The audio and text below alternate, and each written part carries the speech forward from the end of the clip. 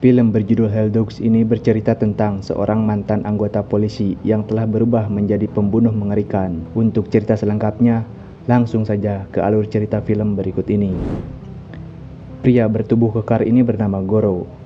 Suatu hari dia datang menghampiri Mad Dog, yang saat itu merupakan peternak ayam di suatu pedesaan.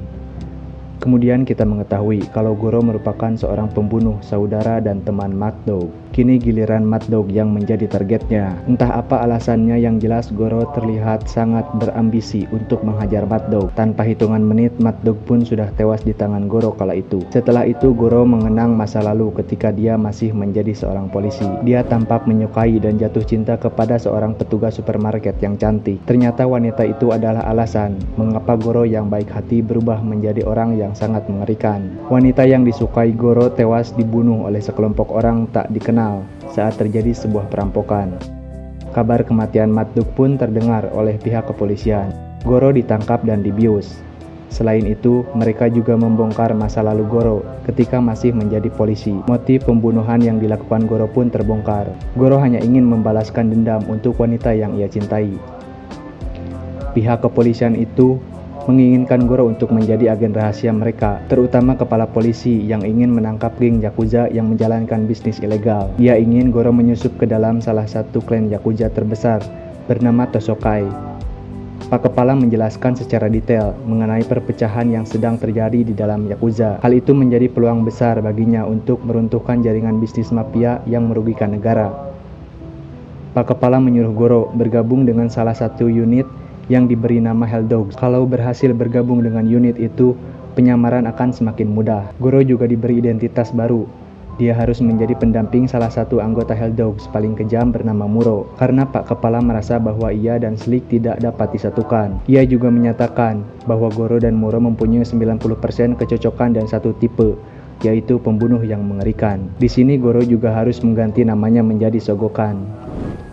Singkat cerita, Goro telah menjadi teman baik Muro. Selain itu, dia juga diberi kepercayaan untuk melatih bertarung Muro. Dia juga mulai membiasakan diri menjadi anggota Yakuza. Hari itu Goro dan Muro mendapatkan tugas untuk membunuh bos dan beberapa anggota kelompok musuh. Meski hanya berdua, mereka mampu membantai kelompok tersebut. Setelah selesai, Goro melapor kepada salah satu pimpinan Tosokai bahwa tugas telah sukses dilakukan. Selain itu, dia juga melaporkan hal tersebut kepada kepala kepolisian.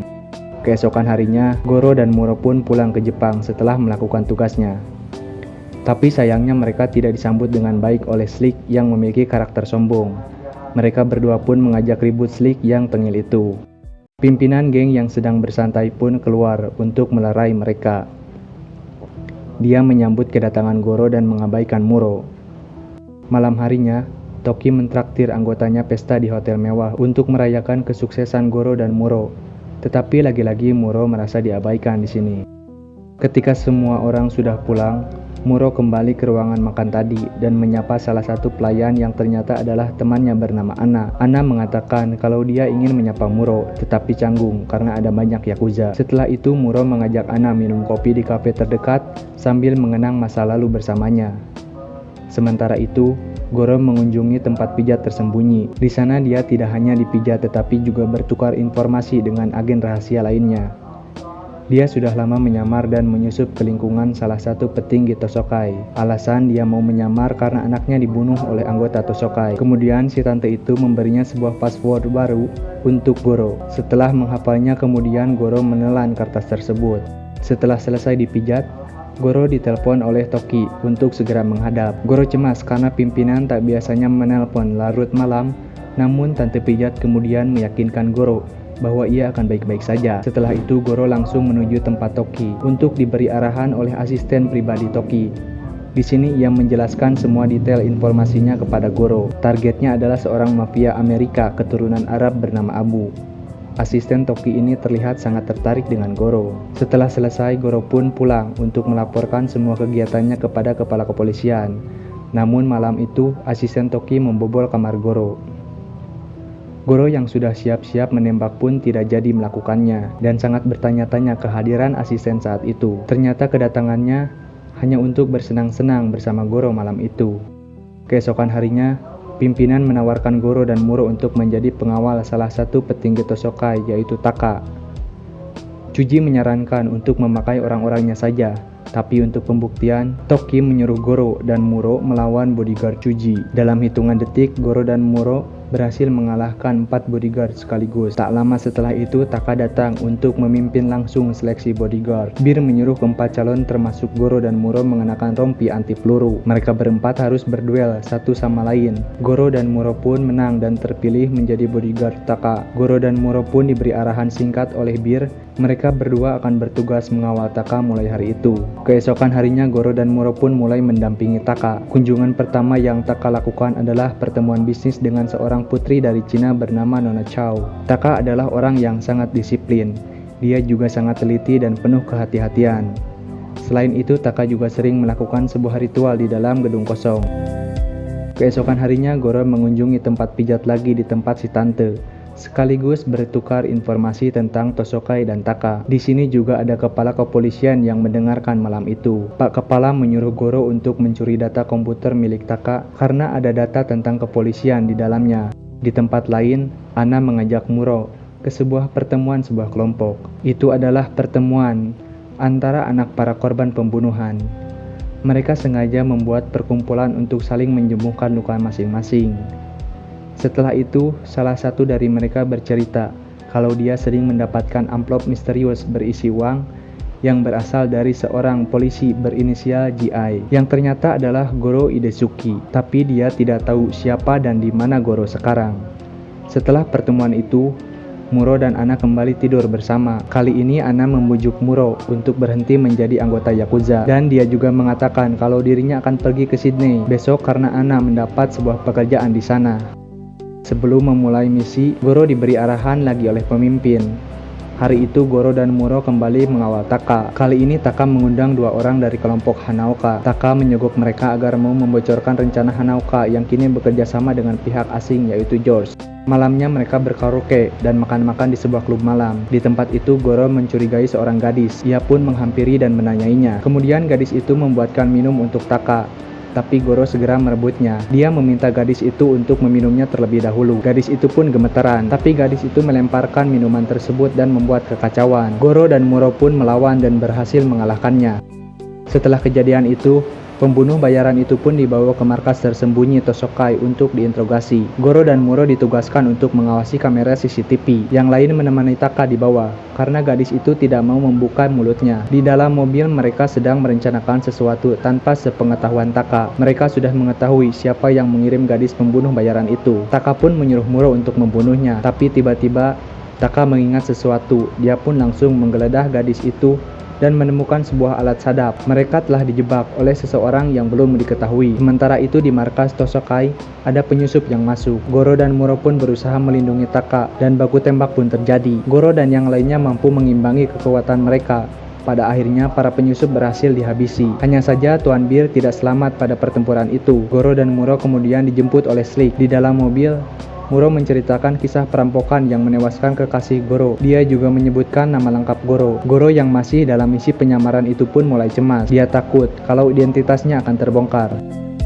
Sementara itu di markas kelompok Hanaoka, 2 orang yang disogok Taka pun datang membawa uang sogokan. Ternyata mereka tidak berkhianat, melainkan sengaja disuruh untuk menipu Taka. Selain itu, gadis pembunuh bayaran juga geng mereka yang dikirimnya ketika malam hari. Diam-diam, pimpinan Tosokai dan anak buahnya menyusup ke markas lawan. Penyerbuan itu juga dibantu oleh Goro dan Muro. Mereka pun berhasil merebut kembali uang sogokan dari Taka. Keesokan harinya, Tosokai melakukan persiapan untuk acara pemakaman Tuan Bir. Di sana, si gendut memberitahu Slick kalau Goro adalah polisi yang diceritakan oleh Muro. Si gendut tahu itu karena tidak sengaja mendengar seorang polisi memanggil Goro dengan nama aslinya. Meski begitu, Slick ingin si gendut merahasiakannya dulu. Pemakaman dan penghormatan pun berlangsung.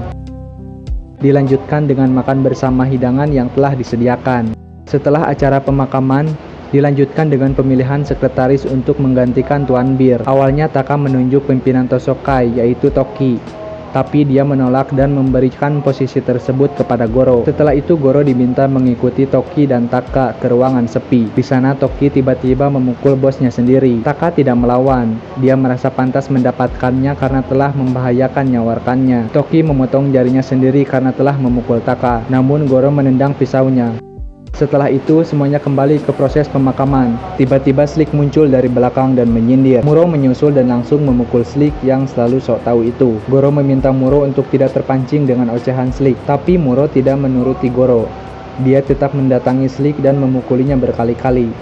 Di situ Slick memberitahu kalau Goro adalah polisi, tapi Muro tidak percaya. Muro sudah terlalu kesal dengan Slick yang selalu merendahkannya. Muro pun melemparkan Slick dari lantai atas gedung tanpa banyak pikir. Salah satu bawahan Slick melihat kejadian itu dan langsung menusuk Muro. Karena khawatir, Goro pun segera mencari Muro. Ketika sampai di bawah, Muro menanyakan apakah Goro adalah agen rahasia. Goro pun menjawab bukan. Goro menyuruh Muro untuk segera lari karena bawahan Slick segera mengejarnya. Setelah kejadian itu, Muro bersembunyi di sebuah tempat rahasianya. Bawahan Slick menanyakan keberadaan Muro bahkan mengancam Goro. Tapi mereka salah mengancam orang karena Goro terlalu kuat untuk mereka. Setelah itu Goro pulang ke rumah. Kepala kepolisian sudah berada di sana. Pak Kepala di sini juga membocorkan identitas asli Taka yang merupakan agen FBI yang menyimpang. Ketika sedang mengobrol, tiba-tiba asisten Toki atau kita sebut saja Haruka masuk ke dalam rumah Goro. Pak Kepala pun langsung menodongkan pistol. Tapi ternyata itu hanya bercandaan saja karena Haruka juga agen rahasia. Para agen rahasia mulai melakukan misi pembunuhan. Haruka akan membunuh Toki dengan menyuntikkan racun. Si Tante Pijit akan membunuh Chuji, sementara Goro bersiap untuk membunuh Taka. Haruka maupun si Tante berhasil membunuh dua bos Tosokai dengan cara masing-masing. Di sisi lain, Taka memerintahkan Goro untuk menyuruh Muro bersembunyi di luar negeri selagi Taka berada di ruangannya. Goro mulai melakukan operasi pembunuhan, dimulai dengan melumpuhkan bawahannya dulu. Setelah itu Goro pun masuk ke ruangan Taka. Di sana Taka menceritakan kalau dulunya dia juga agen rahasia, tapi dia memilih menjadi Yakuza karena tidak mau jadi suruhan pemerintah. Taka juga mengatakan kalau dia sudah tahu Goro adalah agen rahasia. Mereka pun saling tembak dan Goro berhasil membunuh Taka. Setelah itu Goro langsung pergi ke gereja untuk berdoa. Tapi tiba-tiba dia dihubungi oleh Muro. Di sini Muro sudah menyandra Haruka. Dia sudah tahu siapa Goro sebenarnya. Goro pun mendatangi Muro. Di situ Muro mengajak Goro untuk kembali ke Yakuza dan melupakan posisinya sebagai agen rahasia. Tetapi Goro tidak ingin kembali karena semua pimpinan sudah berhasil dilumpuhkan. Muro pun mengancam akan menembak kepala Haruka. Tapi tangan Goro lebih cepat menarik pelatuk dan Muro pun terjengkang ke belakang. Setelah melihat Muro mati di tangannya, Goro ingin menembak kepalanya sendiri. Tapi Haruka langsung memeluknya dan melindungi kepala Goro.